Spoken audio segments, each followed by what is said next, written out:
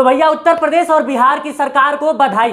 जानते हैं काहे कि तमिलनाडु में यूपी और बिहार वालों को खदेड़ खदेड़ के मारा जा रहा है, और सिर्फ मारा नहीं जा रहा है, धारदार हथियार से दौड़ा दौड़ा के उनकी हत्या की जा रही है।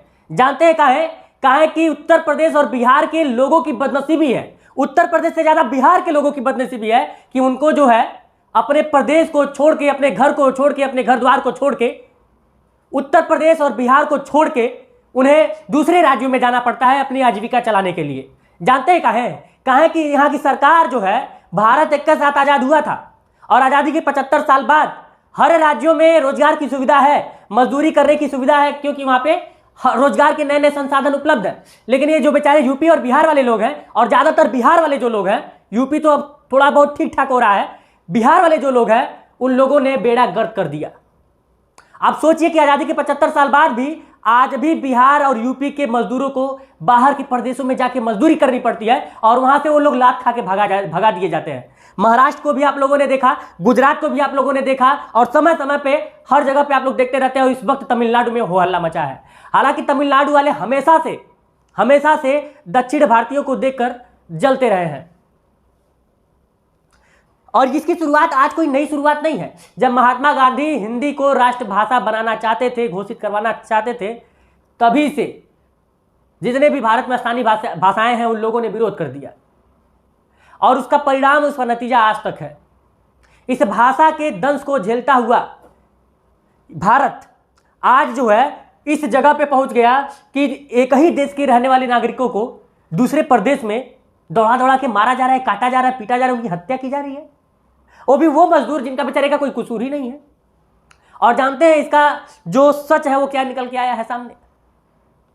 हवाला ये दिया जा रहा है कि जो बिहार और यूपी के मजदूर हैं वो कम दामों में मजदूरी कर रहे हैं, जिसकी वजह से वहाँ के जो स्थानीय मजदूर हैं वो बौखलाए हुए हैं, उनको काम नहीं मिल रहा है, और इसीलिए वो दौड़ा दौड़ा के बिहारियों को और यूपी वालों को मार रहे हैं, काट रहे हैं।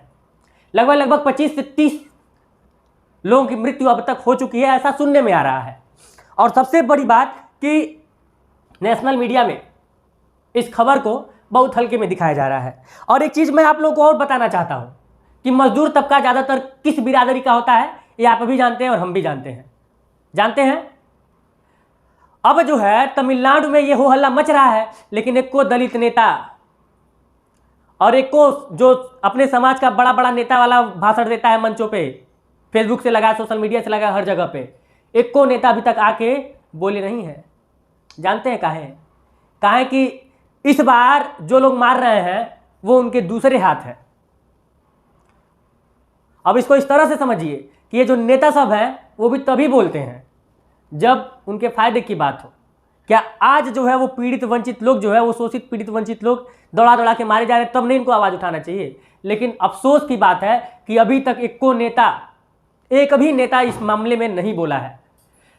इतना संवेदनशील मामला। सोचिए कि एक मजदूर बेचारा अपना घर द्वार छोड़ के जाता है बाहर दूसरे प्रदेश में मजदूरी करने, और वहां पे उसे दौड़ा दौड़ा के मारा जाता है, काटा जाता है, पीटा जाता है। सोचिए कि जो 25 से 30 लोग मर गए, उनके परिवार पे इस वक्त क्या बीत रही होगी। और तमिलनाडु की सरकार क्या कर रही है, भारत सरकार क्या कर रही है? ये हमारा मौलिक अधिकार है कि हम कोई भी भारतीय भारत के किसी भी कोने में कमा सकता है, खा सकता है, रह सकता है। ये उसका मौलिक अधिकार है। और मौलिक अधिकार के साथ ही एक राज्य के लोग दूसरे राज्य के ऊपर इस तरह से अत्याचार। और मैं शुरू में ही बधाई दिया हूं बिहार के राज्य सरकारों को, उत्तर प्रदेश के राज्य सरकार को। जानते काहे? बहुत अच्छा काम किए हैं लोग पिछले 75 साल से, जिनकी भी सरकार रही हो। इतना अच्छा काम किए हैं कि आज भी वहां के लोगों को उत्तर प्रदेश और बिहार को छोड़ के जाना पड़ता है।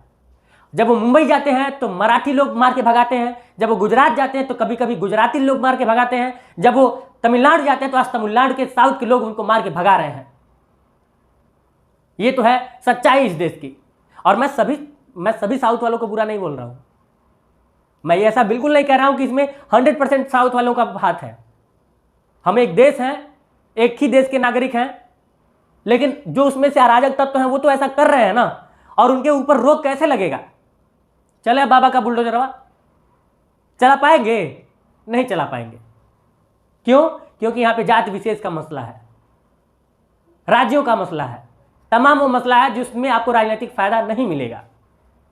अफसोस की बात यह है कि अब सोचिए ये मतलब ये तस्वीरें जो जिस तरह से जितनी भयानक ये तस्वीरें आ रही हैं, सोच के रूह कांप जा रहा है। आप सोचिए कि इनके ऊपर क्या बीत रही होगी, इनके परिवार के ऊपर क्या बीत रही होगी। दौड़ा दौड़ा के ऐसे इस तरह से बाइक, यहां पे देखिए किस तरह से मारा जा रहा है। सोचिए ये कहां किस लिए गए थे और क्या हो रहा है इनके साथ। ये उत्तर प्रदेश और बिहार के मजदूरों की सच्चाई है, और इस सच्चाई से आप मुंह नहीं मोड़ सकते हैं। जानते हैं काहे?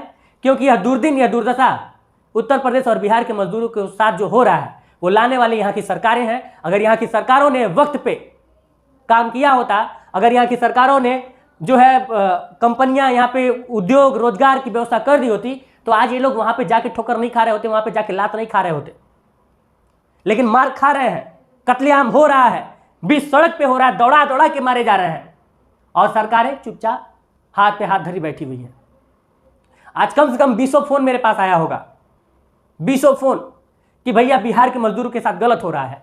आप लोगों के पास कोई अपडेट है कि नहीं? और ऐसी ऐसी तस्वीरें सोशल मीडिया पे आ रही हैं जिनको देखने के बाद कलेजा कांप जा रहा है। और ये सारी चीजें उत्तर प्रदेश और बिहार के मजदूरों के साथ हो रही हैं। जो हिंदी बोल रहा है उनके साथ हो रही है। हिंदी से इतनी नफरत, हिंदुस्तान में रहते हैं आप लोग और हिंदी से इतनी नफरत।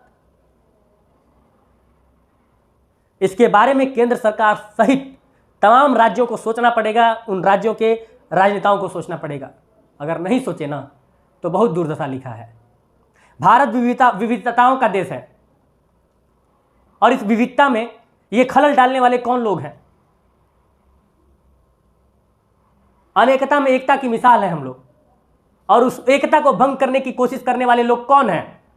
ये तमाम सवाल और इन सवालों का जवाब आज हिंदी भाषी क्षेत्र के लोग पूछ रहे हैं, और खासकर पूछ रहे हैं उत्तर प्रदेश और बिहार के लोग, और उससे ज़्यादा पूछ रहे हैं वो लोग जिनके घर के लोग उत्तर प्रदेश और बिहार के उन परिवार के लोग जिनके घर के लोग बाहर प्रदेशों में जाते हैं नौकरी करने। कमेंट बॉक्स में कमेंट करके बताइए कि जो सब कुछ हो रहा है उसका असल जिम्मेदार कौन है? क्या हमारी राज्य सरकारें नहीं हैं? क्या 75 साल से जो लोग सत्ता में थे हमारे प्रदेशों में, क्या वो लोग नहीं हैं? कमेंट बॉक्स में कमेंट करके जरूर बताइएगा। जय हिंद।